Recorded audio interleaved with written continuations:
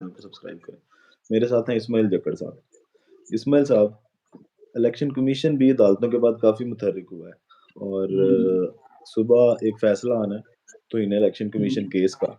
उसके हाँ जी। साथ-साथ आज भी इलेक्शन कमीशन ने एक फैसला महफूज़ किया है। तो सुबह हुँ। का फैसला कितना असरअंदाज़ होगा तहरीक-ए-इंसाफ की सियासत पर और इमरान खान पर? हुँ। इसके बारे में बताइएगा। अच्छा, सुबह जो फैसला आना है ना, ये जो नया फैसला नहीं है, सुप्रीम कोर्ट इलेक्शन कमीशन जो है बड़ा मुतहर्रिक रहा है, पहले भी इमरान खान के खिलाफ, फवाद चौधरी के खिलाफ, क्योंकि अब इलेक्शन कमीशन ये समझता है कि मेरी भी तौहीन होती है और जजेस की तौहीन तो सुनी थी हमने, मगर अब जो है वो सुनाने में आया जी इलेक्शन कमीशन की भी तौहीन होती है और इलेक्शन कमीशन ये समझता है कि जी इमरान खान ने मुख्तलिफ तकारीर में जो है मेरी तौहीन की थी और जिस पे जो है वो उन्होंने एक फैसला महफूज किया था। अच्छा, इसी अगर मैं आपको बताऊँ कि इसी केस में उन्होंने जवाब माँगा था वज़ारत दाखिला से कि आप इमरान खान को कब पेश कर सकते हैं, प्रोटेक्शन ऑर्डर के भी जारी किए थे। मगर वज़ारत दाखिला ने इमरान खान को इलेक्शन कमीशन में पेश करने से माज़रत कर ली थी और ये उज़र पेश किया था कि वो सिक्योरिटी खदशात की बहस जो है वो इसको इमरान खान को जो है वो पेश नहीं कर सकते। अब देखना होगा सुबह इलेक्शन कमीशन क्या फैसला देता है, लेकिन मेरे ख्याल में जो सोर्सेज़ बता रहे हैं, जो इत्तलात आ रहे हैं वो ये है कि सुबह जो है इमरान खान के हक में या उसके खिलाफ फैसला नहीं आना, बल्कि इमरान जो इलेक्शन कमीशन है वही फैसला ये जारी करेगा कि क्या समात जो जेल के अंदर होगी या जेल से बाहर होगी। इस पे जो उम्मीद काफ़ी है, जो फैसला सुबह आने का इम्कान है और उम्मीद ये ज़ाहिर की जा रही है क्योंकि इमरान खान इस केस में पेश नहीं हुए और केस का जो फैसला है वो होना मुमकिन नहीं है। हो सकता है कि जो मेरा ख्याल है कि फैसला ये आएगा कि इलेक्शन कमीशन फैसला अब जो समाअत करेगा वो जेल के अंदर जाकर करेगा। जैसे कि साइबर केस की समाअत हो रही है, 190 मिलियन की समाअत हो रही है जेल के अंदर, तो ये भी एक और केस है जो सुप्रीम कोर्ट के हाई कोर्ट के बाद जो फैसला आया था जुडिशल उसमें कंप्लेक्सिटी में करने के बजाय ट्रायल उसमें जेल में, तो इलेक्शन कमीशन भी कोई इसी तरह भी फैसला जारी करेगा और समाअत आइंदा जो होगी इलेक्शन कमीशन तो अदालत की, वो होगी जेल के अंदर। अच्छा, आज जो फैसला महफूज़ हुआ है इंट्रा पार्टी इलेक्शन के हवाले से और जो जी, जी। वहाँ पर रिमार्क्स आए हैं और जिस तरह जज साहब ने अपने पीटीआई के वकील को बोला कि आप तो लगता है कि जो नए चेयरमैन हैं पाकिस्तान तहरीक-ए-इंसाफ हुँ। के, उनके खिलाफ भी दरख्वास्त दायर करवाएँगे। तो क्या इलेक्शन कमीशन का ये रवैया ठीक है और बल्ले का निशान मिलता नज़र आ रहा है पाकिस्तान तहरीक-ए-इंसाफ को? यार देखें, अब वो जो आज इंट्रा पार्टी इलेक्शन है उसमें तो इलेक्शन कमीशन का जो है वो फैसला महफूज करना बनता ही नहीं था। इलेक्शन कमीशन पहले ही ऑर्डर कर चुका था जी आप जाएँ जो है वो इलेक्शन करवाएँ। इलेक्शन करवाने के बाद जो है अपने जो भी इलेक्शन का रिजल्ट है वो इलेक्शन कमीशन में जमा कराएँ। वो वही किया बैरिस्टर अली गौहर ने इलेक्शन जीता, बिलामुकाबला इलेक्शन जीता और आगे हर पार्टी में होता है। ये नहीं है कि ये सिर्फ तहरीक इंसाफ की पार्टी में जो है वो लोग कह रहे हैं जी सिलेक्शन हुई है। हर पार्टी में यही हो रहा है, इसी तरह इलेक्शन होते हैं, एक बंदा नॉमिनेट होता है और बाकी कोई भी कागज़ात जमा नहीं कराता। इसी तरह का इलेक्शन हुआ तहरीक इंसाफ ने भी इलेक्शन में जो कागज़ात थे वो अपने इलेक्शन कमीशन में जमा करा दिए। उसके बाद जो है इलेक्शन कमीशन का ये बनता ही नहीं था कि वो इलेक्शन कमीशन जो है वो फैसला महफूज करता। अब देखें इसका मतलब क्या है कि फैसला महफूज करने का मतलब क्या है कि वो फैसले का जो है वो किसी और जगह से पूछा जाएगा, क्या किया जाए? आइंदा आने वाले इलेक्शन में बल्ले को निशान दिया जाए या नहीं दिया जाए, इसका फैसला जो है वो ज़ाहिर है कहीं से उनको आना होगा जिसकी वज़ह से उन्होंने फैसला महफूज़ किया। मगर अच्छा, जो आपने दूसरा सवाल किया कि क्या वो इलेक्शन कमीशन का ये बनता था कि नहीं बनता था कि वो इंट्रा पार्टी इलेक्शन के अकबर एज़ बाबर का जो है वो इंतज़ार करते। अकबर एज़ बाबर अगर कोई दरख्वास्त लेके भी जाते हैं तो अकबर एज़ बाबर की दरख्वास्त को बाद में भी एंटरटेन किया जा सकता था और वो बाकायदा तौर पे एक मुनज़्ज़म साज़िश के तहत जो है वो इंतज़ार किया जा रहा था कि अकबर एज़ बाबर जो है वो दरख्वास्त लेके आएँ और उसको सुना जाए। अब वही हुआ कि उसके बाद जो अकबर एज़ बाबर है वो दरख्वास्त लेके गए जिस पे इलेक्शन कमीशन ने अभी वो सबको केस सुनना है, उसमें देखते हैं कि क्या होता है। लेकिन इलेक्शन कमीशन आज एक बाकायदा तौर पे नून लीग की बी टीम नज़र आई जिसके बाद जो है उन्हें फैसला महफूज कर दिया। अब देखना होगा कि अगली समात पे जो है वो क्या होता है क्योंकि इलेक्शन में फैसला महफूज हो चुका है। उम्मीद तो लेकिन उम्मीद यही की जा रहा है कि बल्ले का निशान जो है वो इमरान खान के पास ही रहेगा और पीटीआई जो है वो उसी इलेक्शन पे उसी निशान पे जो है वो इलेक्शन लड़ेगी। अच्छा, जकड़ साहब अकबर एस बाबर साहब की भी बात करते हैं कि उनको अचानक कहाँ से याद आ गया है सारा जी, जी। कि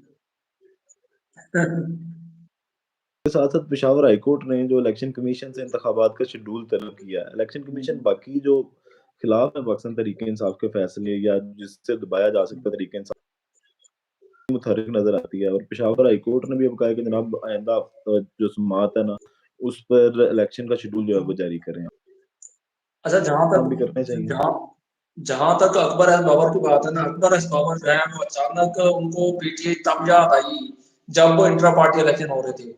इससे पहले अच्छा आम इंतखाबात वो सामने नहीं है, जब 90 रोज़ में इंतखाबात होने थे, मुल्की आम इंतखाबात की बात हो रही थी, उस वक़्त अकबर एज़ बाबर सोए हुए थे, वो कहाँ गुम थे? अब कहीं समझ से बाहर है ये बात कि अकबर एज़ बाबर जो अब तक सोए हुए थे, अचानक उनकी आँख खुली और उनको पता चला जी इंट्रा पार्टी इलेक्शन हो रहे हैं, मैं भी जहाँ वहाँ जाके हिस्सा ले लूँ। और एकदम उन्होंने दरख्वास्त दायर कर दी इलेक्शन कमीशन में। अगर इनको दरख्वास्त दायर करनी थी तो हुकूमत के खिलाफ दायर करते जब इलेक्शन नहीं हो रहे थे, सदर के खिलाफ दायर करते जब वो सदर की तारीख नहीं दे रही थी, इलेक्शन कमीशन के खिलाफ दायर करते जब इलेक्शन कमीशन जो है वो दरख्वास्त नहीं दायर कर रहा था। लेकिन अचानक इनको याद आया कि जी मैं तो पार्टी रुकन हूँ। और अगर आपको याद होगा 2014 में जो है वो पार्टी ने इनको निकाल दिया था, उसके खिलाफ जो है वो ये इलेक्शन कमीशन में भी कई दफा दरखास्तें लेकर जा चुकी है। लेकिन ज़ाहिर है पार्टी का फैसला है, उन्होंने इनकी रुकनीत मुअत्तल कर दी थी और मनसूख कर दी थी और इनको पार्टी से निकाल दिया था।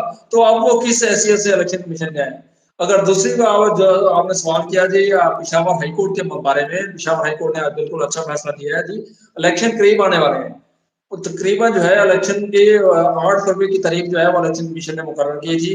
मगर उससे पहले देखें अब 8 तारीख में 8 फरवरी में और आज की डेट में तकरीबन जो है वो 65 दिन का फ़र्क रह चुका है। अब शेड्यूल कब जारी होना है? शेड्यूल जो है इलेक्शन का वो तकरीबन आपको जारी होना है 50 से 54 दिन पहले या 55 दिन पहले जारी होना है। इसी पे जो है वो हाई कोर्ट ने भी आज मान दिया है कि 8 फरवरी को इलेक्शन हो रही है और 54 दिन पहले आप गिन लें कि कौन सी तारीख बनती है। तो 54 दिन पहले जो तारीख बनती है वो 13 दिसंबर बनती है। इलेक्शन 13 कमीशन दिसंबर को को। अब 13 दिसंबर से पहले-पहले जो है वो शेड्यूल जारी करना है। अगर इलेक्शन कमीशन ये शेड्यूल जारी नहीं करता तो होगा क्या? होगा ये कि इलेक्शन मुलतवी होने का चांस बढ़ जाएगा। इलेक्शन की तारीख जो है वो आगे जाने का चांस बढ़ जाएगा और इलेक्शन कमीशन अभी भी यही चाह रहा है कि किसी न किसी तरीके जो है वो इलेक्शन आगे किया जाए और भरपूर मौका दिया जाए लेवल प्लेइंग फील्ड के लिए नून लीग को। और नून लीग भी क्या चाहती है? नून लीग भी यही चाहती है कि इलेक्शन आगे किए जाएँ और आगे करने का फ़ायदा ये होगा कि वो चाहते हैं कि इमरान खान जी की मकबूलियत जो है किसी न किसी तरह इमरान खान की मकबूलियत को कम किया जाए। मगर अभी जो ये होता हुआ नज़र नहीं आ रहा। उसकी वजह ये है कि इमरान खान जो जेल से बैठ के वो बयान दे चुके हैं, उसके बाद पीटीआई के कारकुनों में एक नई रूह फूँक दी है। इमरान खान जेल में बैठ के भी उन इन सब जमातों का जो है वो मुकाबला करने को तैयार है और उन्होंने कहा कि वो किसी किस्म की डील करना नहीं चाहते। तो अब पेशावर हाई कोर्ट का मेरे ख्याल में ये बेहतरीन फैसला है। उन्होंने जो शेड्यूल भी तलब कर दिया इलेक्शन कमीशन से और कहा जी आप आए शेड्यूल दें हमें और उसपे जो क्योंकि वकील ने जो दरख्वास्त दायर की थी आज पेशावर हाई कोर्ट में उसने भी इन्होंने भी यही मौका इख्तियार किया कि लगता यही है कि इलेक्शन कमीशन की नीयत जो है वो ठीक नहीं है, वो शेड्यूल इसलिए जारी नहीं करना चाहते। तो अब देखना होगा कि इलेक्शन कमीशन जो है 13 दिसंबर से पहले शेड्यूल जारी जारी करता है और पेशावर हाई कोर्ट में अपना क्या जवाब जमा करा सकता है या नहीं करा सकता। इलेक्शन कमीशन ने एक और भी उधर कल जब परसों आपको याद होगा एक उधर सामने किया था हमारे पास फंड ही नहीं है। एक बहाना बनाया था फंड्स ना होने का। मगर अब पॉलिटिकल। हुकूमत ने जो है निगरान हुकूमत ने जो है वो फंड उनको दे दिए हैं। 17 अरब रुपए के जो है वो फंड उनको जारी हो चुके हैं। अब इलेक्शन कमीशन के पास ये सब भी खत्म हो चुका है कि हमारे पास फंड नहीं है। अब मजबूरी तौर पर जो है निगरान हुकूमत उनको 27 अरब रुपए दे चुकी है। अब देखना होगा कि इलेक्शन कमीशन क्या 13 दिसंबर से पहले अपना फैसला जो है वो शेड्यूल जारी करता है या नहीं।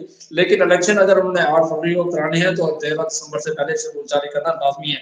अगर वो इलेक्शन कमीशन ऐसा नहीं करता तो इसका मतलब ये है कि उनकी नीयत में शक किया जा सकता है। अच्छा, जकड़ साहब अगर नहीं करता, आखिर में बस इस पे छोटा-सा जी। पॉइंट लूँगा आपका कि सुप्रीम कोर्ट, क्योंकि उसने भी ये डेट तो सुप्रीम कोर्ट ने जारी की है और पहले भी जो आर्टिकल 6 है, वो आइन शिकनी का, वो भी इन पे नहीं लगाया गया। तो अब आपको लगता है कि एक तौहीन अदालत भी लगेगा, फिर आइन शिकनी का भी लगेगा, तो इलेक्शन कमीशन जाएगी इस तरफ? नहीं, तौहीन अदालत वो तो मेरा नहीं ख्याल कि हालाँकि सुप्रीम कोर्ट इन पे लगाएगी। उसका सीधा-सा फ़ॉर्मूला यही होता है कि वो कोई ना कोई ज़ाहिर है पिटीशन लेके चला जाएगा सुप्रीम कोर्ट। जो ज़ाहिर है काज़ी फ़ायज़ साहब ज़ाहिर है उन्होंने भी इस मामले का नोटिस लिया था। उसमें ये होगा ये कि वो इलेक्शन कमीशन को एक और डायरेक्शन जारी कर दें कि आप शेड्यूल जारी करें। लेकिन शेड्यूल फिर होगा क्या? शेड्यूल थोड़ा-सा आगे हो जाएगा। उसका अलावा जो है फिर मेरा शेड्यूल नहीं आगे ख्याल हो कि जाएगा। कोई ना इलेक्शन कमीशन या कोई तौहीन अदालत जो है इस पे लगेगी। वो यही होगा कि शेड्यूल जारी करने की एक डायरेक्शन जारी की जाएगी और उसके बाद ज़ाहिर है शेड्यूल जारी कर देंगे। ठीक है इस्माइल साहब, बहुत शुक्रिया आपके कीमती वक़्त का। बाकी वीडियो आपको कैसी लगी ज़रूर बताइएगा। पाकिस्तान ज़िंदाबाद।